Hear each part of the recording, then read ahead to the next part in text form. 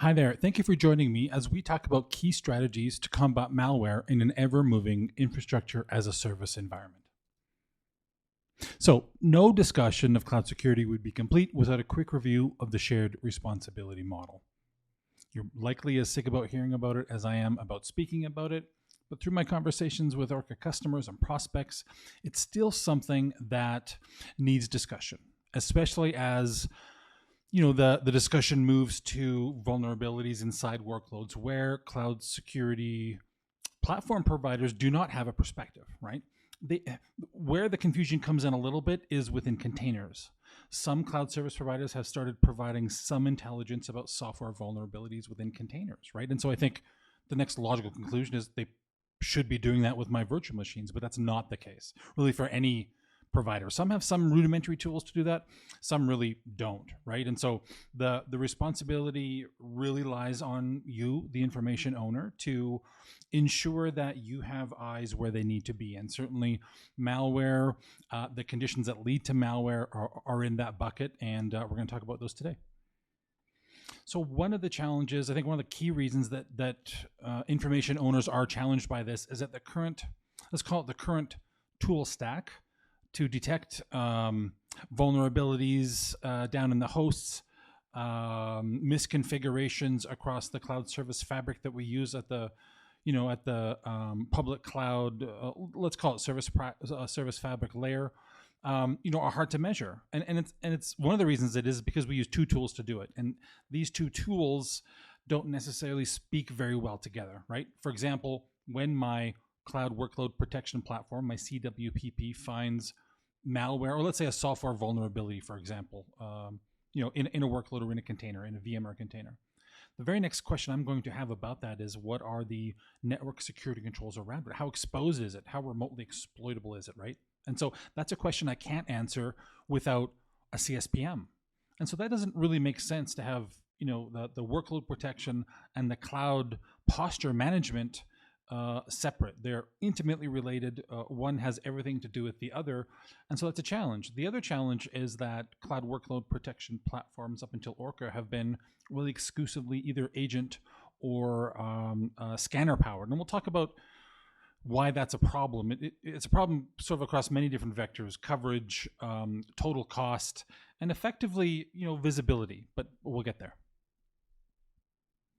And certainly we've heard a lot more in the last couple of years about practicing vigilance at the supply chain sort of layer, right? Even at Orca, when we lean on third parties for certain aspects of what Orca does, we do integrate with external and third-party antivirus detection engines. We didn't necessarily reinvent the wheel there. And so we do have some technology in the product. And of course, our own architecture we've considered a lot around privacy, around, is there any moment in the life cycle of what Orca does where information can be snatched, or even worse, where change can be affected, right? And we've made sure that's not the case for both, and we'll talk about maybe why. And we really, this is no longer theoretical, right? We all know of the SolarWinds example, and then much more recently we have even a more modern example, right? And we expect there will be more in the future as software supply chains grow in complexity, rely on dependencies outside of your own org, right? Third-party software, then consistent vigilance here. We know now we must practice. I think a lot of us were sloppy here, and certainly we've noticed in terms of customer due diligence, the focus really amp up here, which is ultimately a good thing. So, one of the biggest challenges we have, I think, wrapping our head around is, now we have one central place, and if we have enough of a cloud first sort of policy within our organization, we may leverage the public cloud for the majority of what we used to do in the data center. And although that may sound similar, one aspect is really different, and that is, everywhere in the data center where we had authentication, right? In our hypervisor, in our routing core, in our network filer, our NetApp appliance, for example, they all had separate authentication mechanisms. Well, at the public cloud, that's not the case, right? We log in, especially with one set of root credentials, we log in once, and we have access to a number of services that we consume at any given cloud service provider. And that means the bad, those with bad intent also are one set of credentials away from that, right? And so it's an important realization, and it's important understanding that intelligence about your network is almost no longer required if I, as me as a bad actor, if I can get my hands on powerful enough credentials, I don't even need to know what your network is anymore, right? I mean, I can log in if you're hosting DNS, for example, at AWS or any of the big three cloud providers, and I can go in and sort of maliciously change that, possibly to a password site that I'm building to harvest passwords. Then I don't even need any intelligence about your network, and that's how powerful those credentials are, and that's why this is such a big deal. So let's talk about the best practices we do recommend to not only find malware, right, the right way to do that, but to prevent it. And of course, we know staying current is the best prevention. And if you're wondering what an active sort of malware compromise looks like, we did one as part of our last punch out sort of comparison series. If you're familiar with those videos that we've done at Orca, then you know what I'm talking about. We did a remote exploit of some open source CMS software, I believe Drupal. And it's, it looks fairly pedestrian, but when you realize what's happening, much like everybody tries to prevent those from the outside doing, right, logging in, getting a remote shell on a resource, you can do that through this exploit. So it's worth checking out. But the reason we could do that, and of course this is in a contained lab, but the reason we set it up that we could do it is that it had very old software with known vulnerabilities in it, because the bad guys know which versions map to which vulnerabilities they can exploit, right? And so the short and tall of it is to make sure you update. Make sure you don't fall so far out of supportability that you can't update, right? And that's a specific alert you'll find with Orca is, hey, yes, there's a bunch about needing to update, but then there's one specific one saying, look, your operating system is now out of support, meaning you can't update. And so now you have a bigger sort of delta, a bigger journey to update your OS, and potentially in that move have to update your application too. So stay current at this, stay constant at this, so you don't fall too far behind and sort of absorb that technical debt. Next, fortify your defenses, and using multi-factor authentication, making sure encryption both at rest and in transit everywhere.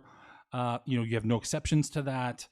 Make sure you understand what is public facing and what isn't, and make sure that's proper. All of those are, I think, fairly well understood. Important, that's why they're here, but fairly well understood. That number one, though, it's so important for the reasons we've already talked about. Make sure you are focusing on least privilege, which means configuring those roles for exactly what the job function is. Most of us don't build roles for individuals. That's a little bit too small of a scale, but we do for job function. Make sure that we are not copying roles of sort of similar but not quite the same functions out of convenience. What we don't want to do is, create an umbrella of rights that administrator, that user will never use. One, because we don't want them, stolen or if they fall into the wrong hands, compromised. But two, we also want to limit what that user can do for their own good, right? If they don't have the knowledge of or the responsibility of some of this functionality, let's make sure they don't have it for their own good as well.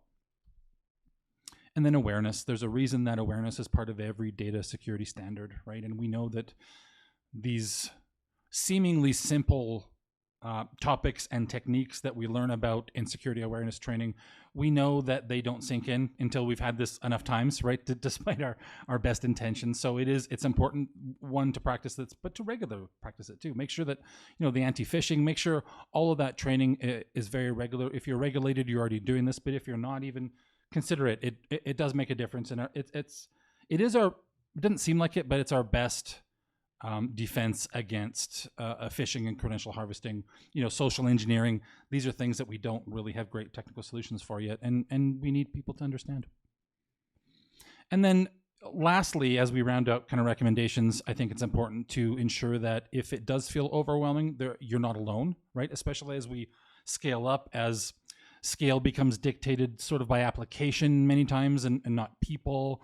As we adopt a multi-cloud strategy, or just, the service fabric of what our applications use grows from a couple services to 10 to 20 to more, it can feel overwhelming.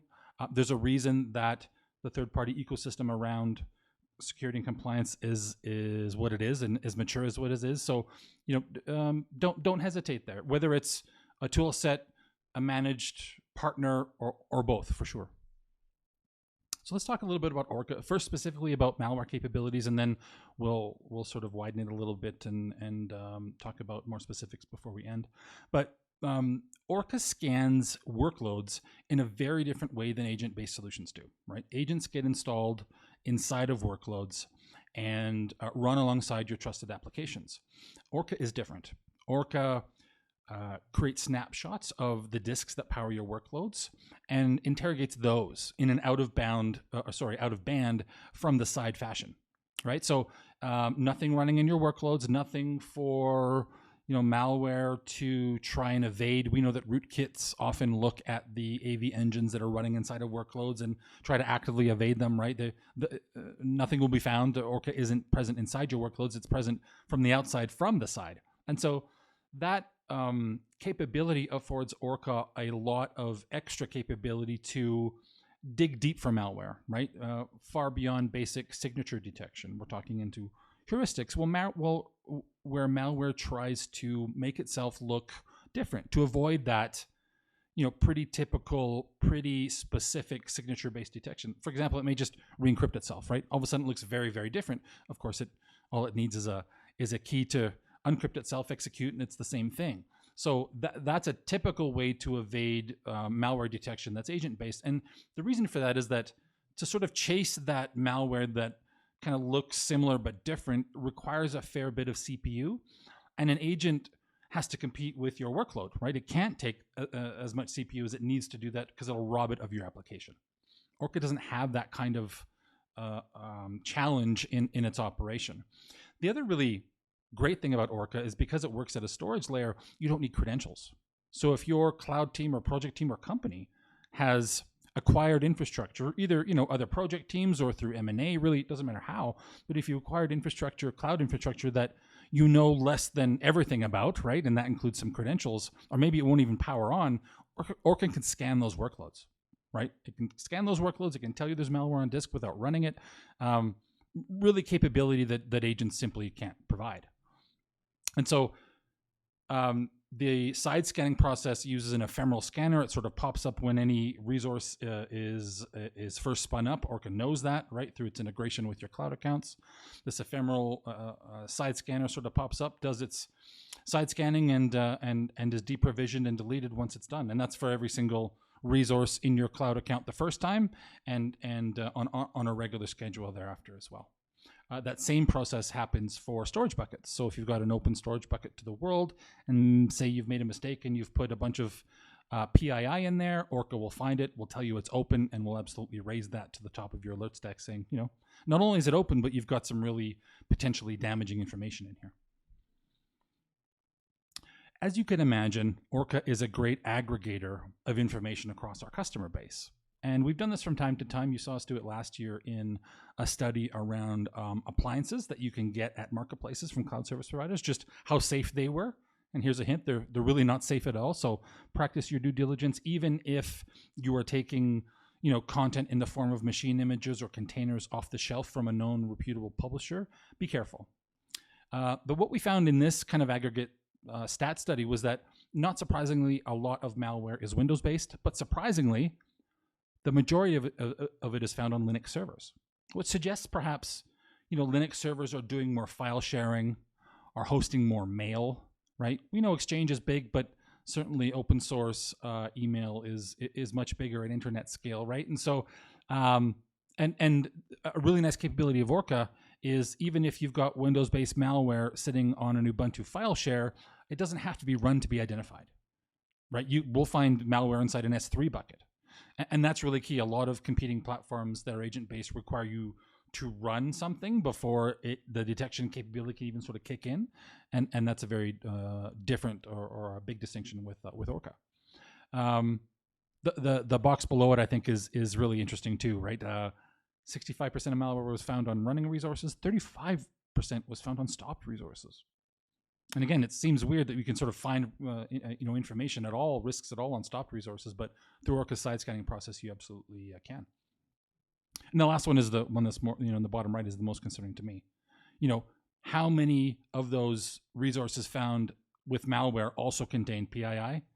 A bunch, right? There's typically a reason why that malware is there. It's either a great jumping off point to some sort of lateral movement to get closer to my destination, or it is my destination. And that data is valuable, and I'm going to do something about it with it. So that 75% is not super surprising, but really scary to see as a stat, right? As a stat built out of real world data for sure. So keeping an eye on those continuous integration and continuous delivery workflows, really anywhere you are integrating security into a publishing pipeline or a process, just making sure you can monitor that process and making sure the way you're doing it doesn't have really a vector for compromise, right? We talked about the side scanning process where when risks are found, they're masked and then they're sent to the Orca backend.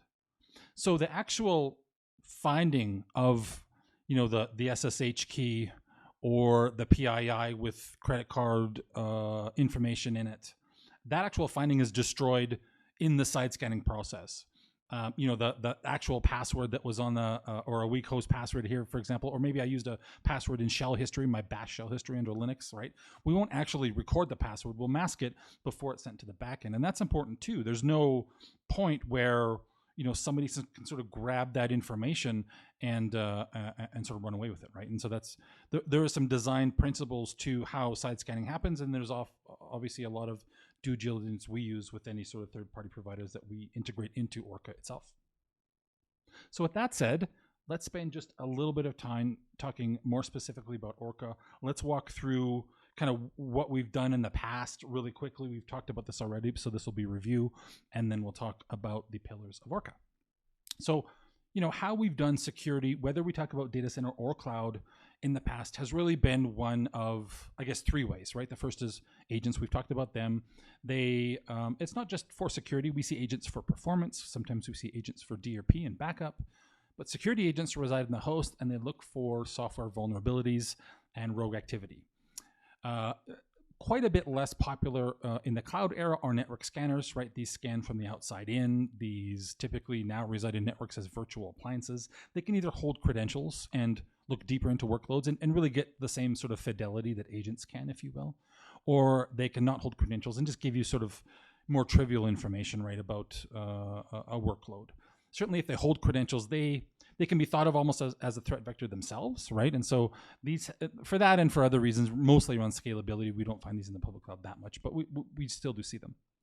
And then we have this third category of security tool called a CSPM, or a Cloud Security Posture Manager. We've talked about those. They really don't have perspective into your workloads. They are used to measure all the services we use across the public cloud, and then tell us where all the security sort of knobs and dials are, either for against best practices, or if we're formally regulated against that standard. The problem there, though, is that we found that for any given organization, less than 50% of cloud assets are covered by really all of the security solutions you have. That's a huge statement, and we were, we knew we were onto something with Orca, but this sort of set that bar for us. When we talk about agents not scaling, it becomes a coverage problem, right? They're really hard to deploy everywhere, especially as you think about this, more modern idea of shifting security left into our software publishing pipelines. There, we want to be really, really, really unobtrusive, right? And have a system that's that feeds back to software developers if they have security violations, but doesn't overwhelm them and doesn't really demand their time in terms of installing agents and maintaining those. And right, so less friction all around means less gaps, and that's really, really important. The other side of that is that, for every 100 assets an organization has, we typically see about 10,000 alerts, right? And that ranges from software vulnerabilities to attributes about resource. I mean, on the cloud side, this is really bad. You'll see in some of those, if you tune into some of those punch-out videos where, we'll take a lab and it's got about 6 or 7 virtual machines, a handful of containers, one network, maybe, an internet gateway, let's say 20 resources. And if you look at the inventory in some of these cloud security posture management tools, they will tell you have thousands, because it's every policy, it's every entry into a route table. It's literally everything you could find at the cloud console. And you might wonder if that is useful. It's certainly useful if you're digging for it, but to be in front of you all the time as the main interface, we thought as we sat back, there's a much better way. And so with Orca, you will necessarily achieve 100% visibility. No need to get to every resource to install an agent before you know something about it, right? Orca integrates at the cloud level such that it knows when you debut a new workload or you're in the process of building a new container, and that side scanning process automatically happens without any involvement from you.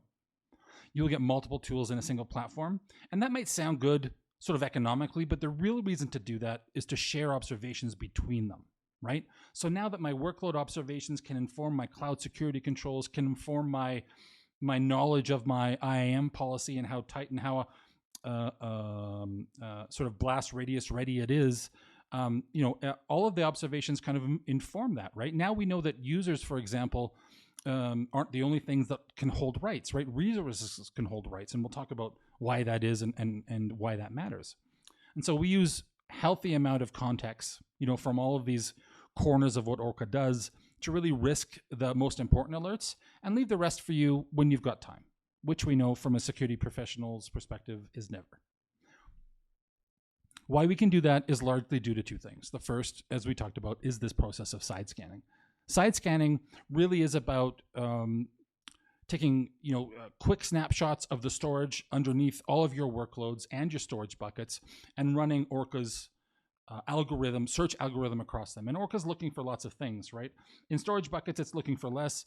In workloads, it's looking for operating systems and patch status and software vulnerabilities and malware and storage, or rather SSH keys and potentially PII, credentials to other systems and mapping to those other systems, because they too have already been side scanned by the Orca process. And so it's building this whole data model fueled by the intelligence provided by side scanning, which again requires no agent and requires really no code installed at all by you, the cloud owner.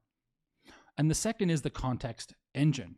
And this is how Orca can really separate what's important from what's noise. And sometimes, as we've talked about, that noise is important, right? But when it isn't, and when contextual factors mean something, like, perhaps I find a key in a Kubernetes node that provides access to a database server that has sensitive data, right? And all of that is accessible from the public.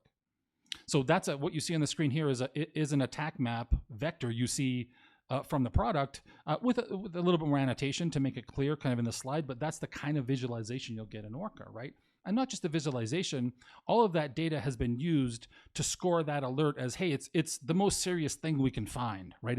It's kind of red compromise, hey, get to this right away kind of alert status. Whereas, if there was a slide opening in that database server, but it wasn't public and we had no key, this would be downgraded into, a less severity and of course take less of your attention. So it really does come down to, let's not just adopt that CVE score externally. Let's bring it in.